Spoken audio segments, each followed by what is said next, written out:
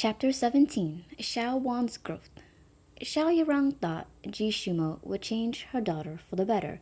She praised him for his brilliance and erudite manner, but as things stood now, her opinion of him dropped. She never imagined that he'd behave so inappropriately, that he would disregard proper etiquette and refuse to return home just because he didn't get his way. Xiao Wan's analysis of the situation aligned with her own thoughts on the matter, but she held her smile in. She was happy to see her daughter control her emotions and behave so rationally, so she complimented her. "No, Wan-er handled the matter correctly. Mother would have also wished you to refuse. However," Xiao Yirang paused before continuing, "even if you and Shumo are angry with each other, you should not bring other men home, and certainly not another man's father." Xiao Yirang thought about the rumors outside. People were saying that Xiao Wan declared she was Xie Chuchen's wife and lord. Furthermore, together with the Shu's third young mistress, she had created some kind of disturbance with the officials. Xiao Yirang felt sick just thinking of the trouble. She knew her headstrong daughter had to feel wronged by Shumo, and that bringing other men to the estate was her way of retaliating. Xiao Wan hurried to explain when she realized her mother misunderstood. "Mother, the Xie people were bullying Xie Chuchen. They actually sold him to Shu Qing as a concubine. I couldn't idly stand by. I acted and have appropriately handled everything relating to the matter. As for Shenxi..." Xiao Wan lowered her voice before continuing. "Xie Qingrang secretly poisoned him so she could take possession of the house assets. She's just a concubine-born aunt, yet she dares to act against the main family's direct descendant. I was uncomfortable leaving him at the Xie house, so I took it upon myself to bring him here. This way, Yunya can treat him." Xiao Yirang understood her daughter perfectly well. Her daughter was not the kind of person to help other people, so it left a strange impression in her heart upon finding out that Xiao Wan had helped Xie Chuchen of her own accord. The furrows in Xiao Yirang's forehead deepened at the reasoning behind it. "If you are so uneasy, why not just arrange for them to stay at a nearby inn? Yunya can treat Shenxi there just as well as she can here. Why did you have to bring them home?" Xiao Yirang frowned even more as she recalled Xie Chuchen's bad reputation. "Mother had a nightmare yesterday, and my heart is still uneasy. I fear Xie Chuchen took the jade pendant to get closer to our house. We don't know why, but it's likely because of greed." "Mom!" Xiao Wan interrupted her mother, her face held in earnestness Xiao Yirang had never seen before. "Xie Chuchen, aside from you and honorable grandparents, is the most sincere person I know. I hope Mother can cast away these preconceived notions of him. See him for who he truly is. He will never cause harm to the Xiao house." Xiao Wan bowed her head low, trying to hide the emotions in her eyes. "I want to protect him and make sure he doesn't suffer. Please, Mother, help me." Xiao Yirang thought for a moment before sharply saying, "What about Shumo? You didn't mention him just now. Don't tell me he's not been sincere with you." Xiao Wan had surprised herself with her outburst earlier, and she was only now recovering. She looked up at her mother. After a moment, she spoke in a whisper, her lips slightly quivering. "Last night I also had a nightmare. I dreamt that Ji Shumo had an agenda for getting close to me, but I was too foolish to see it, and so in protecting him, killed Mother and everyone in the house. This dream has made me uneasy and doubt Shumo's sincerity." A wave of acrid pain shot through Xiao Wan's heart when she remembered the past, when she remembered the execution and the destruction of the Xiao house. She nearly choked on her remorse. Like a small child, she threw herself onto her mother's lap and buried her head there, trying to keep from sobbing out loud. "Mother, I'm sorry. These past few years, I've made you worry. I'll be an obedient child and not disappoint Mother anymore." She was naive and ignorant and couldn't see the painstaking effort her mother put in.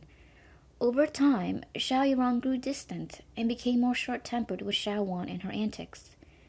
Xiao Wan hated that her mother worked so hard and was rarely ever home. She hated how her mother ignored her and how she lavished attention on the crown princess.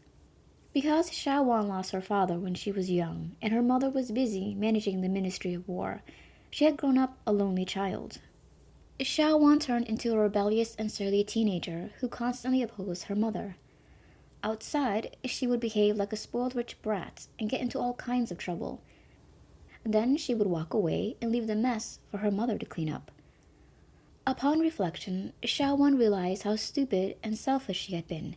She wanted her mother to care about her, to give her some attention, but in the end, her actions only drove her mother away and worsened their relationship. "Mother, I will protect you, and I will protect everyone in the Xiao house." Xiao Yurong's heart skipped a beat. "Wen, stop scaring Mother like that." Her daughter's sudden apology and serious oath frightened her. She stroked Xiao Wan's trembling back and tried to pacify her. "It was only a dream, Wen. Nothing more. Mother does not need your protection." Xiao Wan spoke. "Mother, this time, for the Imperial exams, I will do well. I'll definitely make everyone proud. I won't let Mother be humiliated in front of the other officials." The Imperial exams were a month away. Xiao Wan decided she would not be the same muddle-headed, mediocre person. She intended to work hard to strengthen their house, or, at the very least, not be its downfall. Xiao Wan lifted her head, and she spoke sincerely. "Grand Tutoring gave me advice to better myself and correct my flaws. I know I behaved poorly towards her, so tomorrow night I will apologize for my insolence and ask for forgiveness. I am not an imperial descendant, merely a child of noble court officials, but I will try my best." Grand Tutoring was a superb high official and one of the 3 main lords in Eastern Wei. She had direct input regarding all decisions in the military branch. Because of her position, it was natural for her and Xiao Yurong to interact. In fact, they were close friends, and that was why Xiao Yurong asked her to be Xiao Wan's tutor. Instruction by the Grand Tutor was something most students could only dream about. But who knew, Xiao Wan didn't like to study.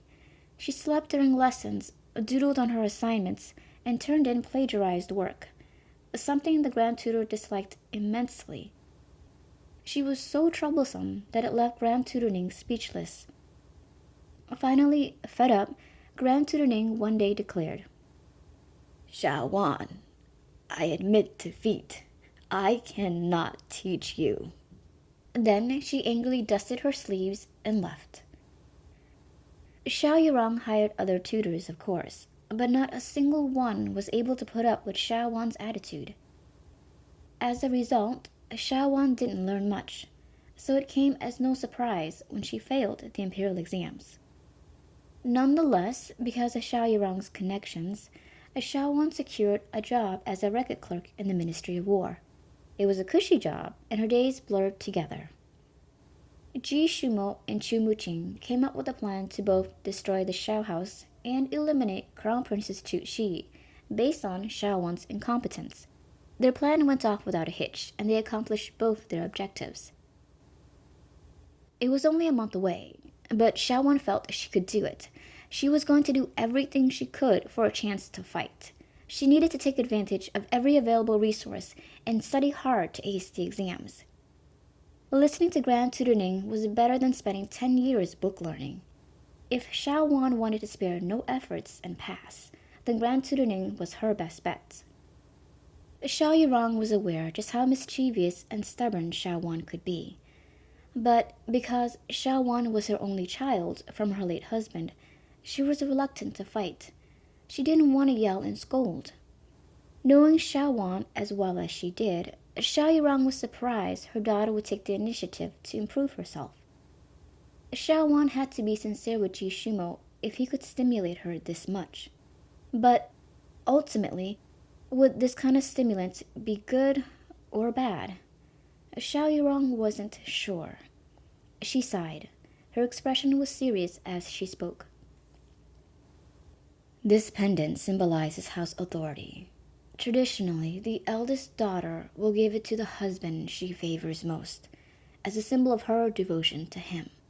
The matter with Jishumo and Xie Chuchen, whether Jishumo is or isn't your main husband, whether Xie Chuchen should or should not enter the Shao house, I leave entirely up to you. You must handle it thoughtfully and carefully on your own. Mother will not interfere and will support whatever decision you make. My only hope is that you never regret who you give the jade to. She handed the jade to Xiao Wan.